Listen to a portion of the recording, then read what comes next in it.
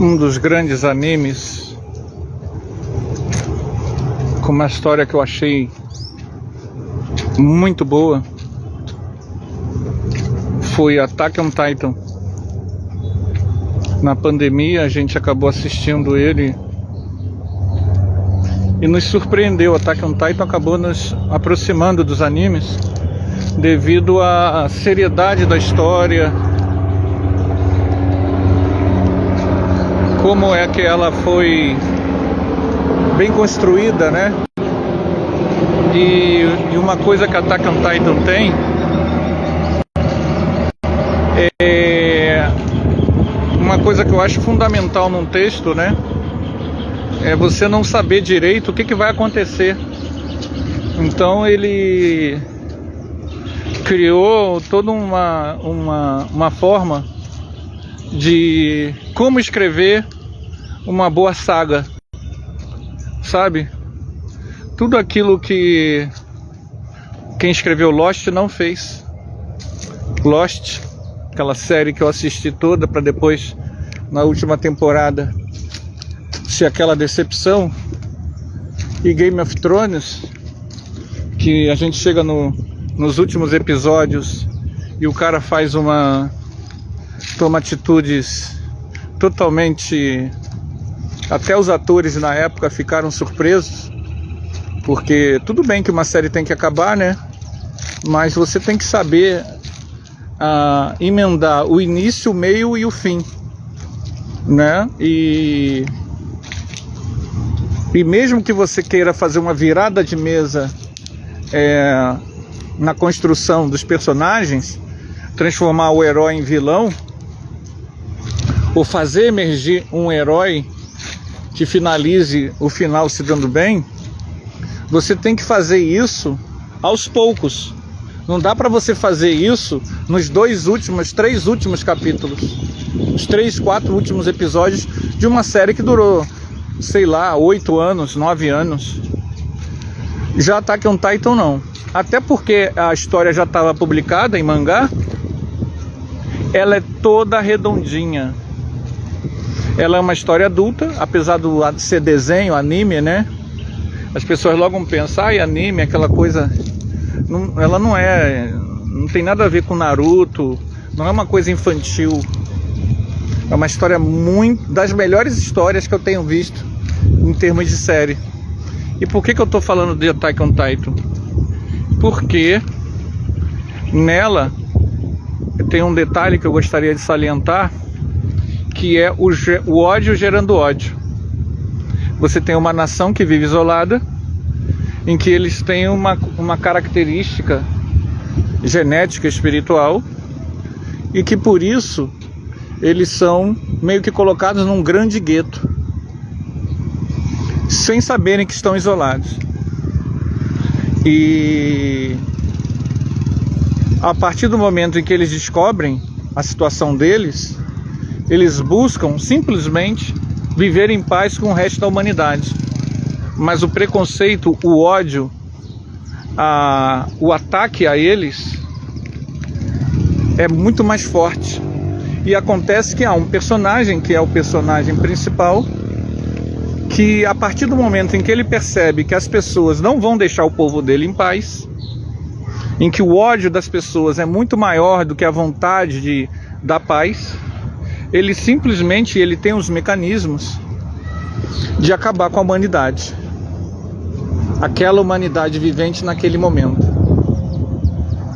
E aí a minha reflexão é como o ódio, como Attack on Titan mostra pra gente que o ódio, a virulência, ela só leva a um caminho, a destruição e o caos. Todos os caminhos que levam à paz, ao entendimento, que levam ao bem-estar de todos, segue o entendimento, o diálogo e a fraternidade. Cada um de nós está vivendo uma experiência humana nesta vida, ocupando papéis sociais, sexuais, emocionais, étnicos. E, na verdade, tudo isso é um grande teatro de experiências. É um grande teatro de experiências, em que nós somos colocados em circunstâncias para espremer mesmo o que nós temos dentro de nós e buscarmos as soluções, que é justamente o para além do mundo material, né? Lembrando um pouco de Platão, né? Quando o Platão vai falar do mundo inteligível, essa realidade espiritual da vida que nós somos. Claro que as pessoas vão construir religiões, templos, crenças, que vão fazer com que elas acabem revitalizando os ódios de outras vidas.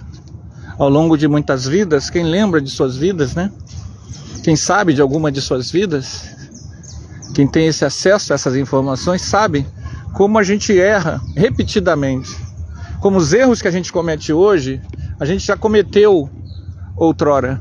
E como essas tendências, elas se repetem, elas tendem, na hora do aperto, a gente vai e usa aquilo que a gente já está acostumado. Então, vida após vida, a gente acaba se repetindo. Attack on Titan vai falar para nós como o ódio é uma recorrência dessa humanidade para tentar resolver os conflitos. A violência nunca resolveu conflito em lugar algum. As guerras, elas até trouxeram tecnologia, as guerras até trouxeram leis para que se evitassem guerras, mas elas nunca resolveram os problemas da humanidade. Esse anime, Attack on Titan, mostra isso. Como o ódio, a violência, a virulência, ela levou ao fim daquela humanidade, daquele mundo do anime. Porque as pessoas não buscaram conciliação. E fazendo um paralelo, né, com os conhecimentos espirituais que a gente possui, isso acontece o tempo todo na nossa vida.